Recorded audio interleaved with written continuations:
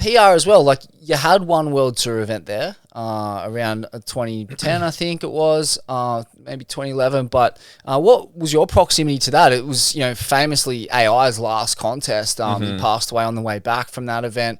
Dane Reynolds, I think, had a pretty he was doing some crazy surfing in that event from memory. Yeah. Yeah, that was the craziest thing ever. Like that was the wave I grew up surfing. That was sort of my main local everyday spot. And yeah, I guess just seeing everybody there, in a wave that I grew up surfing was just like a dream come true for me. I don't know. I remember one of the first mornings that I saw somebody show up. I think it was Taj, and he was surfing out there. I was like, Taj, at my home spot. This is insane. And just got to surf with him, see him, whatever, say what up, and just watch him rip apart my home spot. I was so pumped. And then, I was in the local trials, which I ended up winning. And I got in the event. It was such a whirlwind of emotions, that whole event, because AI passed away. That whole thing happened right then and there, and I knew Andy pretty well. Had been on two trips with him before, and then just obviously Surf World being small and whatever, and obviously looked up to him, and that was just such a devastating blow. And at that time, everyone, at least in Puerto Rico, thought, because that's what they were they didn't say anything about what actually happened, and they were I think some of the sponsors or whatever were oh, it was dengue, he got he died from dengue, and everyone down there was even more crushed, because they was what, dengue, how could that be possible? I've had dengue 3 times, and it's gnarly, but I don't know, I was what, no, whatever. Obviously, the truth comes out and whatever, but yeah, it was such a crazy one. We had I think there was a paddle out. Yeah, there's a paddle out at Middles. So they had a break. Everyone was out there. We're all just bawling our eyes out, in disbelief. And then, a couple days go by, and swell comes and the comp's on, and go through that. And I had a heat with Kelly.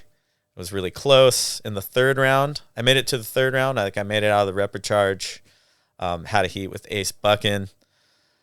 And it was a tight one, but got him in the end. And I'm pretty sure, that's the only time I've ever beaten Ace, because he's absolutely waxed me every other time besides that. And then, I had a little spar with Kelly. And it was, he was going for his 10th world title. That's right, yeah. Yeah, and so that was also all the buzz and rage within the event.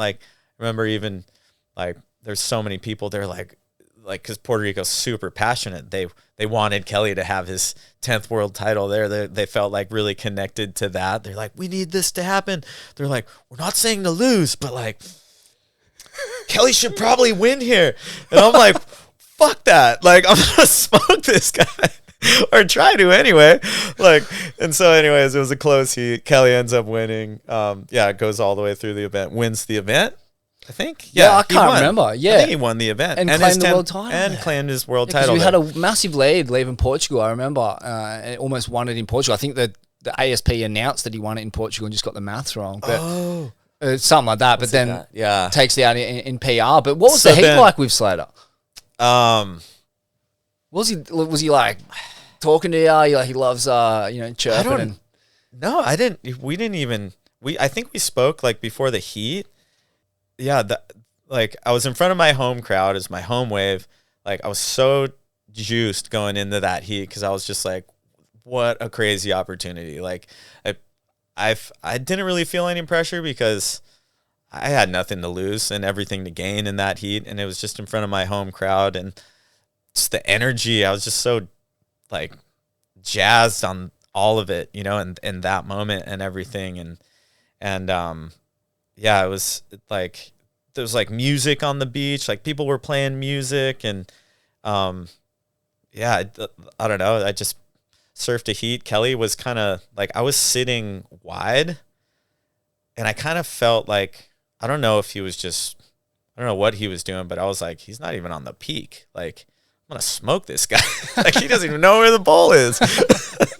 And I feel like, yeah, I got like, so I had like I got like a barrel, came out and did like 2 turns.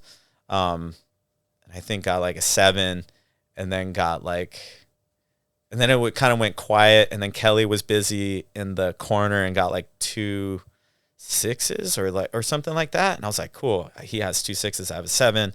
Like, all I need is a 5. Like, I got this, I'm gonna do it. I got a wave, I got a 6. I think I overtook him for a second, and then record scratch. Kelly gets an 8. No. Fuck yeah, right. And I remember, like, I was actually covering the world tour. I jumped off in Portugal. I had a gut full of being around the tour, but I remember, like, Dane was doing. That was peak Dane Reynolds during that period. Yeah. Like, the surfing he was doing in comps would stop the contest site. Everyone would come and watch. Yeah. You know, he'd often lose needing a fucking 4 or something. Yeah. Because he was just throwing the kitchen sink at every turn. But I remember him having like a couple of show-stopping moments in that comp. Like, yeah. What do you remember of Dane surfing up close at that point? Yeah, that was like, I don't know. I don't think I've still to this day seen a better heat surfed or anything like that.